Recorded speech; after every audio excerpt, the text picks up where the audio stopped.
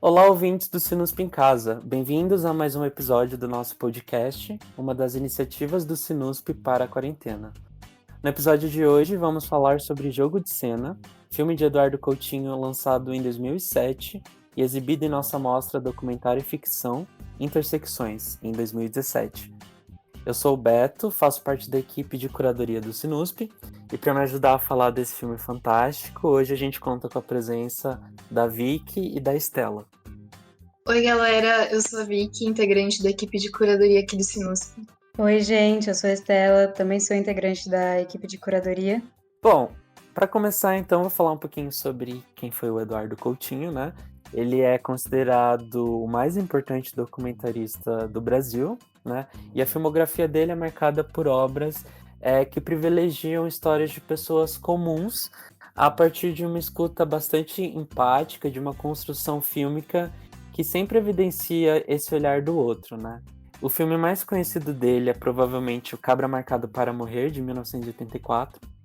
E o Jogo de Cena, ele é constituído de relatos de diversas mulheres sobre suas histórias de vida, né? E o que o torna muito único, não só na filmografia do Coutinho, mas também em seu método documental, é a forma como ele incorpora atrizes que interpretam as personagens reais. E aí isso cria um aspecto bastante ambíguo sobre aquilo que a gente assiste e ouve, né? Sobre o que é verdade e o que não é. E aí, para começar a nossa conversa, a Estela vai contar um pouquinho sobre como foi o processo de pré-produção do filme, né? E como isso teve um grande impacto no produto final. Na pré-produção desse filme, os realizadores colocaram um anúncio em uma revista pedindo que mulheres que quisessem contar uma história e serem documentadas, participar desse documentário, respondessem a esse anúncio, né? Então, temos 83 mulheres que respondem ao anúncio, e dessas mulheres, 23 são selecionadas por um produtor, usando uns critérios de qualidade de história e carisma. E o Coutinho só vem a conhecer essas mulheres no momento da gravação do filme. No cinema dele, é muito importante essa novidade, é muito importante que ele conheça as pessoas no momento da gravação. E de início, eles não pensaram em incorporar as atrizes no filme, né? Eles tinham pensado em fazer alguma coisa se inspirando em Crônicas de um Verão, um filme do Cinema Verdade, mas eles acabaram conversando e 2 meses depois gravaram as atrizes, né? Escolheram atrizes e gravaram elas. Como que ele preparou essas atrizes para fazer isso, né? Ele mandou a gravação da entrevista da mulher que a atriz ia imitar, que a atriz ia encenar. Junto com essa gravação, ele mandou uma transcrição daquela entrevista que ele fez com a mulher e várias instruções escritas, uma vez que ele se recusou a dirigir as atrizes. Nessas instruções, ele pede que as atrizes elas empatizem com seus personagens e que elas considerem a filmagem como uma espécie de ensaio. E também que não copiem mimeticamente as mulheres que lhes forneceram essas personagens, né? É muito interessante como, através dessas instruções, ele pede que elas valorizem o imprevisto, né? O que pode acontecer ali fora do pensado, do planejado. É legal você ter comentado o fato de que a ideia original não era incorporar as atrizes, né? Porque parece que a própria produção do filme também tem muito disso, assim, do improviso, né? De ir entendendo ao longo do processo o que vai ser desse filme, né? Com certeza. E a gente vai ter um tempinho para falar sobre as atrizes, mas antes, Vicky, o que você tem para comentar sobre os aspectos fílmicos do filme? O cenário, a cenografia, tudo isso. Bom, achei muito legal essa fala da Estela sobre o improviso, porque eu acho que tem tudo a ver com a minha fala. Eu vou falar um pouquinho agora sobre o espaço em Jogo de Cena, porque é à primeira vista algo que salta aos nossos olhos, e também porque eu acho que é uma escolha muito simbólica, que de certa forma dá a tonalidade do que o filme vai vir a apresentar ao longo dessas quase 2 horas. Nós temos então o teatro como esse cenário único do filme, e esse lugar que é por essência um lugar de liberdade e criação. E eu, como estudante de letras, acho legal recorrer à etimologia da palavra do teatro, que vem do grego e significa lugar onde se vai para ver.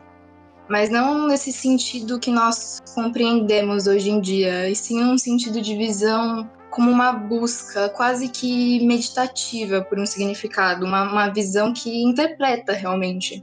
E é nesse espaço metalinguístico onde a atuação e a realidade, onde atores e espectadores, nesse lugar do improviso, se unem em profunda interação, que há uma espécie de síntese desse jogo proposto em cena. E é muito legal porque tem uma inversão da lógica cênica. As atrizes, elas são postas, sentadas no palco, de costas para as poltronas vazias da plateia, e elas falam em direção do diretor, que então, por sua vez, estaria virado de frente ao público. O que gera ainda mais questionamentos sobre a dinâmica do filme, né? Perguntas surgem dentro da gente. Para quem aquelas mulheres estariam atuando? Qual seria o controle do Coutinho sobre tudo aquilo? Eu acho isso muito incrível, porque o Coutinho tem na trajetória dele essa busca pelo mínimo, essa valorização pelo micro. E acho que nesse documentário não é diferente. Seja na locação única, nos planos mais fechados, nos closes, ou na limitação de movimentos impostos às atrizes e mulheres não atrizes, é evidenciada essa procura do diretor pelo que importa realmente na imagem, e acho que principalmente pelo que importa na vida de quem está na frente da câmera dele. Vicky, essa sua reflexão sobre o espaço do teatro me deixou pensando muito sobre as nossas expectativas quando a gente entra no teatro, né? Uma vez que a gente entra nesse lugar, seja um ambiente fechado, um teatro antigo, ou até mesmo um teatro de rua, a gente tem essa expectativa de que a gente vai assistir uma performance, a gente vai assistir algo que está ali sendo feito para nós, né? Por atores, por diretores, por toda uma gama de artistas. Só que nesse filme, né, no teatro, a gente não tá na plateia, né? A gente tá onde a câmera tá, que é no palco, ao lado do diretor, olhando para as atrizes, para as mulheres, para quem é que senta ali, né? Que muitas vezes a gente não vai saber quem é. E a gente faz parte desse ensaio, né? Só que a gente não sabe exatamente quem é quem, né? E eu sinto que aí nesse jogo de dúvidas e inquietações entra um elemento que é a montagem que vai instigando a gente nessa procura, né? De entender o que é verdade, quem ali tá atuando, quem que tá relatando, quem que é a atriz, quem que é não atriz, né? E é através dessa variação que a montagem faz, né? Entre personagem, atriz, que a gente que vai se renovando, né? Porque uma hora a gente tem primeiro a atriz e aí depois vem a personagem, elas vão sendo intercaladas no meio de um mesmo relato. Outra hora a gente vê, de repente, uma atriz que fica ali em cena contando toda a história e a gente não sabe que ela é atriz e a gente descobre só depois, quando vem a outra mulher que se revela de alguma maneira. Ou a gente nem sabe, nunca vai saber.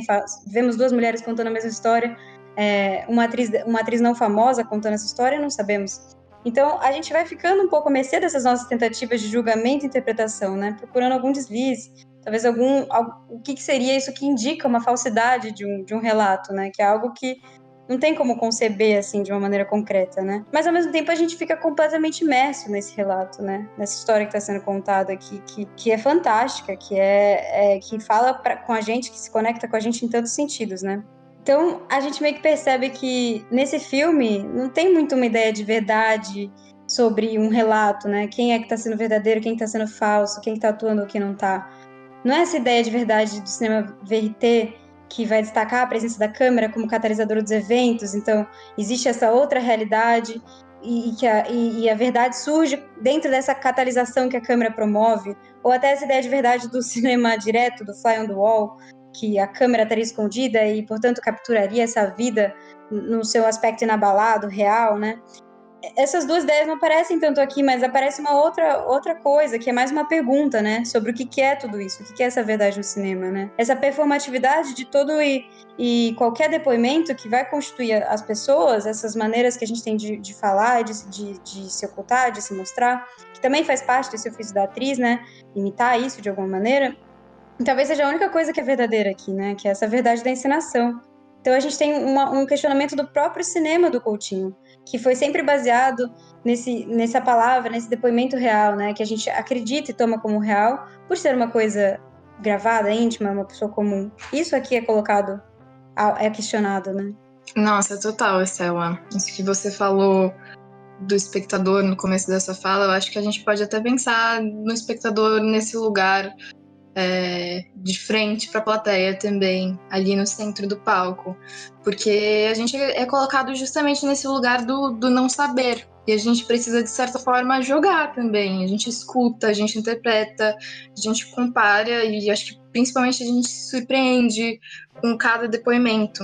Mas apesar de ter esse processo de investigação que é muito divertido, eu acho que o filme ganha uma dimensão ainda maior quando a gente abstrai dessas questões de ficar tentando adivinhar o que está acontecendo e quando a gente mergulha no teor daquelas narrativas. E daí a gente percebe que talvez não exista tanta diferença entre ficção e realidade.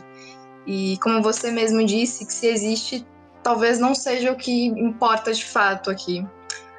Acho que tem uma coisa do poder da oralidade, do ato de contar uma história, dessa escuta sensível e desse exercício de alteridade que o Coutinho dominava como poucas pessoas dominaram e que ele compartilha com a gente. Total, Vicky. E eu acho muito legal, né, que a gente sempre comenta sobre a questão da alteridade no cinema do Coutinho. E o que eu gosto sobre esse filme, né, apesar de, claro, o relato sempre tem a primazia, mas eu gosto da presença das atrizes porque parece que a alteridade do Coutinho é, de certa maneira, terceirizada pelas atrizes, né? Porque o ofício delas e o papel delas é um pouco de ter empatia pelo seu personagem, seja ele quem for, né? Então tem também essa alteridade que parte delas. Nossa, você falou isso da gente ter empatia por ser, sei lá quem for, e é uma coisa que eu tava pensando a respeito da fala da Vicky, é que essa nossa posição como espectador de dúvida perpétua, assim, de curiosidade, assim, diante disso que está acontecendo, essa investigação, como que isso se relaciona de uma certa maneira com o jeito que a gente encara essas histórias, né? Porque a certo momento você realmente abre mão e fala: é isso, eu não vou saber quem é atriz, quem não é atriz, mas essas histórias me sensibilizam independentemente disso, né? Ao mesmo tempo que também vai mostrar pra gente como que grande parte do contar histórias também é e esses movimentos, essa modulação e essas coisas que não deixam de ser menos verdadeiras só porque estão sendo de alguma maneira produzidas ali, né? Porque há algo muito verdadeiro nesse trabalho da atuação, né? Não sei, não estudo sobre, não. Uhum. É uma reflexão aqui, mas sinto um pouco Claro. isso. E, tipo, esse jogo de atriz e não atriz, que vai perpetuar essa desconfiança na gente, ele é feito de uma maneira muito, muito interessante, né? Porque ele coloca atrizes famosas, e uma vez que as atrizes são famosas, a gente sabe que aquela pessoa é uma atriz, né? Então, o que está sendo posto em cena ali? É o caráter performático da atuação, né? Que muitas vezes vai ser questionado pela própria atriz, como as grandes, maravilhosas, perfeitas divagações que a Fernanda Torres tem no meio. Então, essas atrizes, elas vão viver vários papéis, né? Elas vivem os papéis dessa não atriz, que concedeu o personagem para elas. Elas vivem os próprios papéis, porque em determinado momento elas também contam histórias pessoais. E elas vão viver o papel de uma atriz em cena no ensaio, né? Que divide as inquietações com o diretor. Então, isso é muito interessante de pensar que a atriz também ali, ela não se limita também a essa função de confundir a gente, mas é algo muito mais rico do que isso, né? É toda uma reflexão sobre performance, no sentido de atuação e no sentido do próprio contar das histórias, né? Que a gente faz no nosso dia a dia. Então, e aí nesse caso dessas atrizes não famosas, né? Exceto uma, eu acho que finaliza com foi isso que ela disse, né? Que é chocante, essa cena absolutamente chocante. A gente nunca sabe quem que é atriz e quem é personagem, né? Tipo, a não ser que você faça uma pesquisa depois e tudo mais, mas eu acho que a ideia é sair do filme sem saber disso, né? E isso eu acho que é muito interessante também. E esse uso de não atrizes, né, mulheres comuns, que é uma coisa característica do cinema do Coutinho. É parte desse grande projeto humanizador de marca que marca seus filmes, né? E que é essa entrevista de pessoas comuns, né? Pessoas completamente ordinárias. Muitas vezes pessoas de grupos sociais estigmatizados, como a gente vê em Boca de Lixo, onde ele vai entrevistar pessoas de um lixão.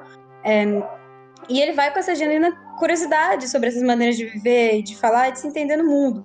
E ele vai lá com a câmera, ou seja, ele dá esse espaço público para as pessoas falarem dessas particularidades da vida de cada um, da sua intimidade, muitas vezes, né?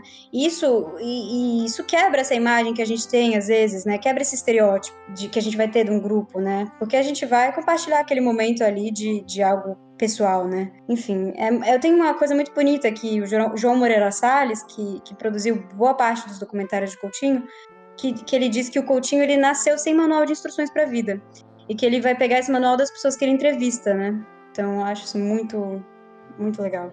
Sim, eu acho que é o que faz do Coutinho um documentarista excepcional, né? Como ele tem a coragem de construir o filme dele de acordo com o outro, assim, nunca com suas pré-concepções, assim. Eu acho que isso é bem rico, né? Mas isso que a gente estava falando sobre as atrizes, né? Como a gente sabe que, pelo menos às vezes a gente sabe quem é atriz, quem não é, e que a gente desconfia um pouco do relato delas por serem atrizes. Acho legal pensar também que não só elas têm consciência da própria encenação, né? Não, porque assim, quando a gente está assistindo uma atriz, Fernanda Torres, Andréa Beltrão, Marília Pêra, assim, a gente sabe que se trata de algo, entre aspas, artificial, né? No sentido de ser algo ensaiado. Mas acho legal pensar que as personagens reais, elas também têm, em alguma medida, consciência de sua própria imagem, do seu próprio discurso, né? Essa coisa da performatividade, eu acho que extrapola as atrizes, né? E está presente também nas personagens, digamos, reais, né?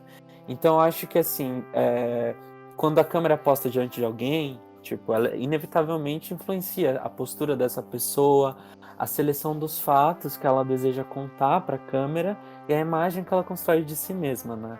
E isso é algo que a gente estuda muito em documentário, né, no curso do audiovisual, mas eu também estudei bastante quando eu fazia ciências sociais, assim, sobre como as pessoas elas constroem uma narrativa sobre si mesmas, dependendo do lugar em que elas se encontram, né, das circunstâncias em que elas se encontram. Eu acho que é bem legal pensar essa outra dimensão da performance que não parte necessariamente das atrizes, né? E aí eu acho que aí o filme ele ganha uma dimensão ainda mais complexa, assim, que de uma forma ou de outra é tudo uma representação, né? Uma atuação. Mas isso não quer dizer que não tenha verdade, né? Eu acho que pelo contrário, assim, a verdade ela transparece e de uma maneira muito mais fascinante, justamente por causa dessas circunstâncias únicas, né? Da filmagem e da presença da câmera.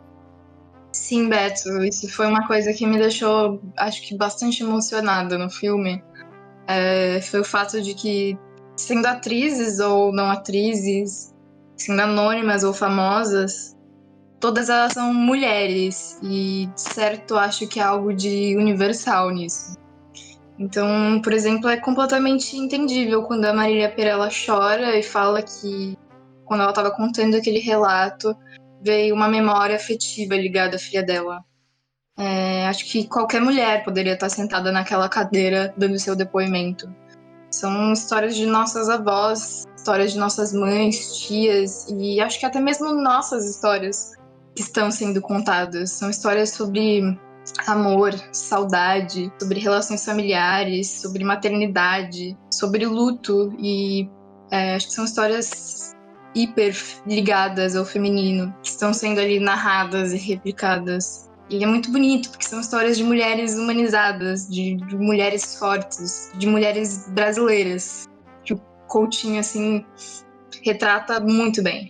Eu acho legal também que, assim, na obra do Coutinho, é óbvio, né, esse interesse pelo outro, essa abertura para ouvir o outro, mas o que eu mais acho fascinante sobre Jogo de Cena é o fato de que ele não necessariamente foi atrás dessas mulheres, ele não foi até onde elas moram, ou no bairro em que elas moram.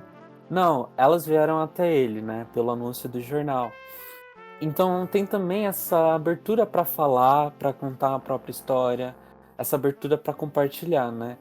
E eu acho legal a gente pensar o porquê, porque essas pessoas resolveram compartilhar essas experiências de vida, né? A Vicky estava contando sobre o teor dessas histórias, e é bem isso, são narrativas que envolvem traumas, desencontros, angústias, né? A gente vê, por exemplo, duas personagens que narram situações de luto pela perda dos filhos. Elas contam desde o momento da perda até o momento da separação, e elas contam de uma maneira que deixa bem claro que é uma trajetória de bastante espiritualidade, de bastante dificuldades mesmo, né? Elas contam que tiveram uns sonhos com esses filhos e que esses sonhos ajudaram elas a seguir em frente de uma forma ou de outra. Eu acho que parece que quando essas histórias são externalizadas, é como se isso ajudasse a encerrar de vez esse ciclo de luto, né? Como se fosse um novo passo em direção à superação, assim. Eu acho que quando esses relatos são registrados, eles sobrevivem, né? Eles sobrevivem na forma do filme. E eu acho que isso também permite que essas personagens que estão contando essas histórias tão duras, elas de alguma forma honrem, né, a memória desses filhos que faleceram, assim. Mas também a gente pode inferir sobre as diversas motivações, né, do porquê aquelas pessoas estão ali compartilhando aquelas histórias que, enfim, a gente teve a felicidade de ouvir, né? Uma delas, que a Vicky mencionou, né, que a Marília Pêra interpreta, uma das personagens diz que ela tá contando a história dela pra câmera porque ela tem esperança de que a filha veja o filme e volte a falar com ela, assim. Então, são sempre essas histórias de luta e superação que são muito pessoais e que elas acabam encontrando no filme esse meio, né, para serem compartilhadas, registradas e eu acho que, assim, o mais importante de tudo, imortalizadas, né? E eu acho muito bonito o poder do cinema do Coutinho, eu acho que o poder do cinema como um todo, assim. Essa personagem que fala da filha é a Sarita, né? E é muito interessante, só um comentário que ela volta para cantar ao final, né? E muitas pessoas, assim, em debates comentam como que ela tá bem ciente, assim, que ela tá contando a história dela ali, né? Porque ela volta e ela diz, acho que ficou muito triste, meio deprê, assim, então eu voltei para cantar uma música, para dar uma alegrada, né? Então ela tá ciente que existe contando uma história que tem um público ali, que tem uma audiência, que ela tá passando essa imagem, assim, tá movimentando afetos. E só que ela acaba cantando uma música muito triste também, né? Então todo mundo sempre dá risada, porque ela começa a cantar Se Essa Rua Fosse Minha, e começa a chorar, e é uma coisa linda, assim, né? E completamente terapêutica também, né? Eu acho esse filme muito melancólico, mas muito esperançoso também. O Beto tá falando disso, dessas histórias se eternizarem nas imagens, no cinema. Eu acho que elas eternizam dentro da gente também. Tem uma cena em específico, por exemplo, nesse filme que me marcou muito, que é um depoimento de uma mãe falando de quando o filho dela morre, e daí ela deixa coisas na geladeira, e daí meses depois ela volta para aquela casa, ela abre a geladeira e todos os vegetais que estavam lá tinham florescido. E, nossa, eu acho lindo. Toda vez que eu vou abrir tipo, a geladeira da porta da minha casa, eu fico nessa cena, sabe? É muito melancólico, mas tem bastante esperança ali também, sabe?